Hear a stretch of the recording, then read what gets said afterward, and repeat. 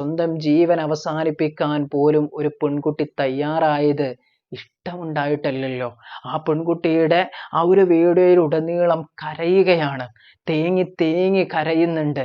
എന്തിനാണ് ആ കരച്ചില്? ആ പെൺകുട്ടി തെറ്റ് ചെയ്തിട്ടില്ല എന്നുള്ള പരിപൂർണ ഉറപ്പുണ്ട്. പക്ഷെ ഒരാള് പോലും അതിൻ്റെ കൂടെ നിന്നില്ല. പരിശുദ്ധ റമദാനിന്റെ ആദ്യത്തെ വെള്ളിയാഴ്ചയാണ് ജസീല എന്ന് പറയുന്ന പെൺകുട്ടി മരണപ്പെട്ട വാർത്ത നമ്മളൊക്കെ സോഷ്യൽ മീഡിയയിലൂടെ കാണുന്നത്. ആ പെൺകുട്ടിയുടെ ഒരു വീഡിയോ തന്നെ ഉണ്ടായിരുന്നു. ആ വീഡിയോയിൽ അവൾ പറഞ്ഞു വെച്ചത്, ഞാൻ കട്ടിട്ടില്ല, ഞാൻ അപഹരിച്ചിട്ടില്ല എന്നാണ്. സ്വന്തം കുടുംബക്കാര്, ഭർത്താവിന്റെ വീട്ടുകാരടക്കം ആ ഒരു സഹോദരിയെ പൂർണ്ണമായിട്ട് തള്ളി, നീ ഒരു കുറ്റവാളിയാണ്, സ്വർണം നീ തന്നെയാണ് കട്ടെടുത്തതെന്ന് ആക്ഷേപിച്ചപ്പോ ആ പെൺകുട്ടി പോലീസ് സ്റ്റേഷനിൽ റിട്ടൺ കംപ്ലൈന്റ് കൊടുത്തിട്ട് അവര് പോലും അത് സ്വീകരിക്കാത്തതിന്റെ അടിസ്ഥാനത്തിൽ ആ പെൺകുട്ടി സ്വന്തം ജീവൻ ഇല്ലാതാക്കിയ ഒരു വീഡിയോ നമ്മൾ കണ്ടു. ആ പെൺകുട്ടിക്കെതിരെ കുറ്റം ആരോപിച്ച, കട്ടെടുത്തു എന്ന് പറഞ്ഞ അതേ സ്ത്രീ ഇന്ന് പോലീസ് പിടികൂടിയിരിക്കുകയാണ്. കാരണം ആത്മഹത്യാ പ്രേരണയാണ് അവരുടെ മേലിൽ ചുമത്തിയിരിക്കുന്നത്. ജസീല ആ ഒരു സ്വർണം എടുത്തിട്ടില്ല എന്ന് പരിപൂർണമായിട്ട് പോലീസിന് ചോദ്യം ചെയ്യലിൽ നിന്ന് ഇപ്പോൾ മനസ്സിലായി എന്നുള്ള വാർത്ത പുറത്തു വരുമ്പോൾ ഞാൻ നിങ്ങളോട് ചോദിക്കുന്നത്, ആത്മഹത്യ ചെയ്യാൻ, സ്വന്തം ജീവൻ അവസാനിപ്പിക്കാൻ പോലും ഒരു പെൺകുട്ടി തയ്യാറായത് ഇഷ്ടമുണ്ടായിട്ടല്ലല്ലോ. ആ പെൺകുട്ടിയുടെ ആ ഒരു വീഡിയോയിൽ ഉടനീളം കരയുകയാണ്, തേങ്ങി തേങ്ങി കരയുന്നുണ്ട്. എന്തിനാണ് ആ കരച്ചില്? ആ പെൺകുട്ടി തെറ്റ് ചെയ്തിട്ടില്ല എന്നുള്ള പരിപൂർണ ഉറപ്പുണ്ട്. പക്ഷെ ഒരാള് പോലും അതിൻ്റെ കൂടെ നിന്നില്ല. ജസീലക്ക് 2 കുട്ടികളുണ്ടത്രേ. ആ കുട്ടികൾ വല്യമാനോട് ചോദിക്കുന്നുണ്ടത്രേ, ഉമ്മ എവിടെയെന്ന്. ആ 2 ചെറിയ പൈതങ്ങളെ ചേർത്ത് പിടിച്ചുകൊണ്ട് സങ്കടപ്പെട്ടിരിക്കുകയാണ് ആ ഒരു പെൺകുട്ടിയുടെ ഉമ്മ. ആ പെൺകുട്ടിയുടെ നേരെ ഇന്ന് ഈ നിമിഷം വരെ ആ പെൺകുട്ടി ആ സ്വർണം എടുത്തു എന്ന് പോലീസിന് തെളിയിക്കാൻ കഴിഞ്ഞിട്ടില്ല എന്നുള്ളതാണ്. നിങ്ങൾ ആലോചിച്ചു നോക്ക്. അങ്ങനെയുള്ള ഒരു പെൺകുട്ടിയുടെ അഭിമാനം പിച്ചി ചീന്തിയിട്ട് നാട്ടുകാരുടെ മുമ്പിൽ മുഴുവനും കള്ളിയാക്കിയിട്ട് ചിത്രീകരിച്ചപ്പോ മനം നൊന്ത് ആത്മഹത്യ ചെയ്തെങ്കിൽ ഒരാളെ പോലും വെറുതെ വിടാൻ പാടില്ല എന്നുള്ളതല്ലേ.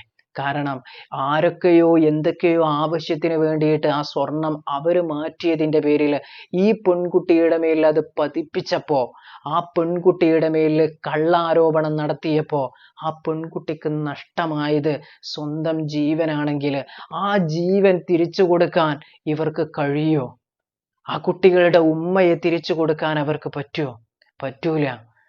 ഓരോ വ്യക്തികളെയും കൃത്യമായിട്ട് അളന്ന് മുറിച്ചിട്ട് അവരൊക്കെ നീതിപീഠത്തിന്റെ മുമ്പിൽ ഹാജരാക്കുകയും തക്കതായ ശിക്ഷകൾ നടപ്പാക്കുകയും ചെയ്യണം എന്നുള്ളതാണ് ഈ ഒരു വിഷയത്തിൽ എല്ലാവരും ആഗ്രഹിക്കുന്നത്. ആരോപണങ്ങൾ ഉന്നയിക്കാൻ എല്ലാവർക്കും പറ്റും.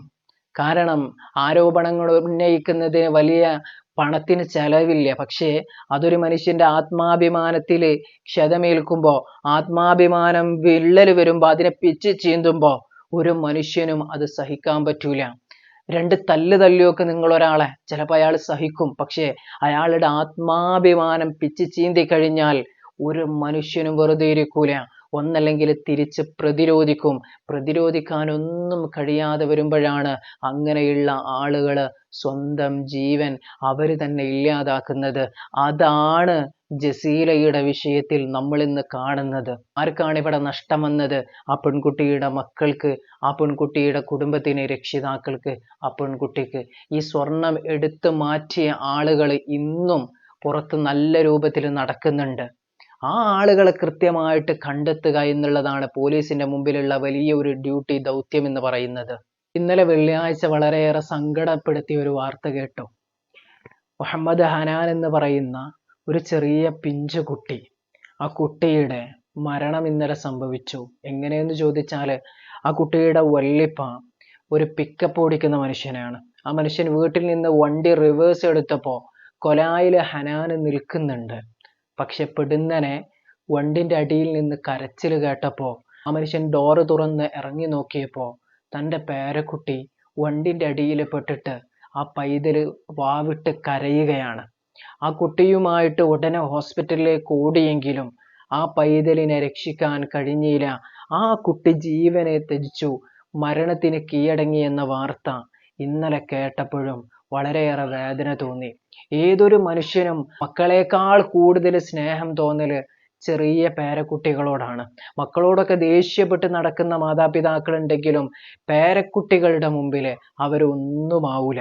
പേരക്കുട്ടികൾ എന്താണോ പറയുന്നത് വല്ലിപ്പമാരും വല്ലിമ്മമാരും അതിന് നിന്നുകൊടുക്കും.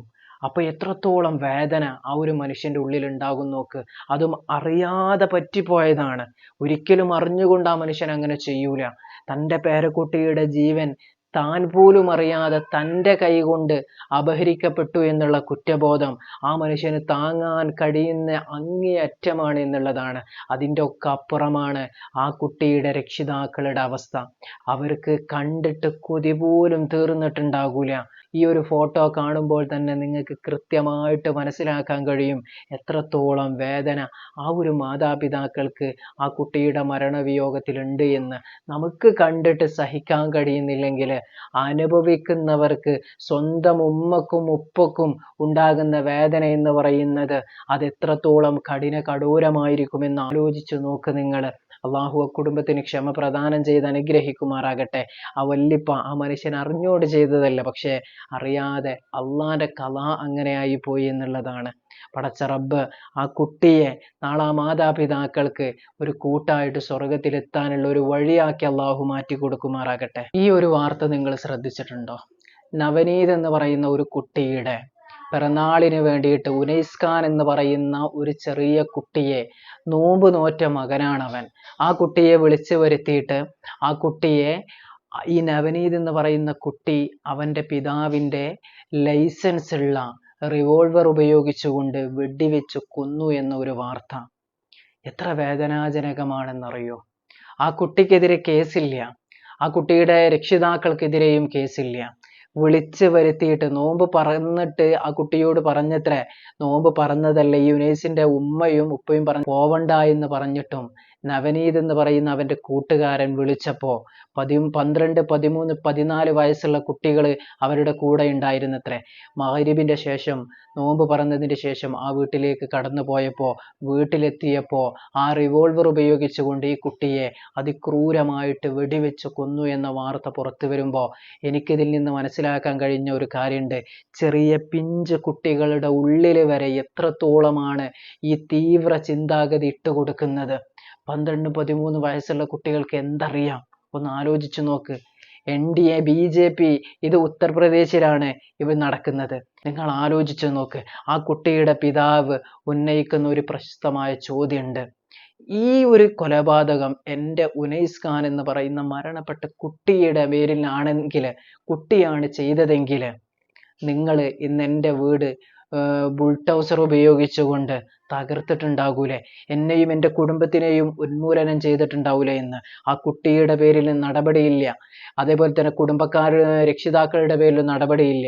യഥാർത്ഥത്തിൽ ആ കുട്ടി അറിയാതെ ആ കുട്ടിയുടെ പിതാവിൻ്റെ തോക്ക് ഉപയോഗിച്ച് ചെയ്തതാണെങ്കിൽ ഇവിടെ നീതി വേണ്ടത്, അതായത് ശിക്ഷിക്കപ്പെടേണ്ടത് ആ കുട്ടിയുടെ പിതാവിനെയല്ലേ? കാരണം കുട്ടികൾ എടുത്തുപയോഗിക്കുന്ന സ്ഥലത്താണോ ഇതുപോലെയുള്ള മാരകായുധം കൊണ്ടുപോയി വെക്കേണ്ടത് എന്നുകൂടി ആ പിതാവ് ചോദിക്കുമ്പോൾ നീതിയില്ല അവർക്ക്.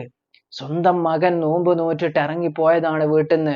ആ കുട്ടി പിന്നീട് കൊല്ലപ്പെട്ടു, അതും സഹപാഠിയുടെ കൈകൊണ്ട് കൊല്ലപ്പെട്ടു എന്നൊരു വാർത്ത കേട്ടിട്ട് ഒരു നീതിയും ആ രക്ഷിതാവിന് കിട്ടുന്നില്ല എങ്കിൽ എത്രത്തോളം കരഞ്ഞിട്ടുണ്ടാകും, എത്രത്തോളം വേദനിച്ചിട്ടുണ്ടാകും, എത്ര തീവ്രമായ ചിന്താഗതിയാണ് ചെറിയ കുട്ടികളുടെ ഉള്ളിൽ പോലും കുത്തി നിറക്കുന്നത് എന്ന് ആലോചിച്ച് നോക്ക്. കുട്ടികളെ കൊണ്ട് ചെയ്യിച്ചു കഴിഞ്ഞാൽ കേസുണ്ടാവൂല എന്നുള്ള രൂപത്തിൽ ഇങ്ങനെ ചെറിയ കുട്ടികളുടെ ഉള്ളിൽ വരെ തീവ്ര ചിന്താഗതികൾ വളർത്തിയെടുക്കുമ്പോൾ വരും ഇന്ത്യയുടെ ഭാവി എന്താകുമെന്ന് ആലോചിച്ചിട്ടുണ്ടോ ഇവിടെ?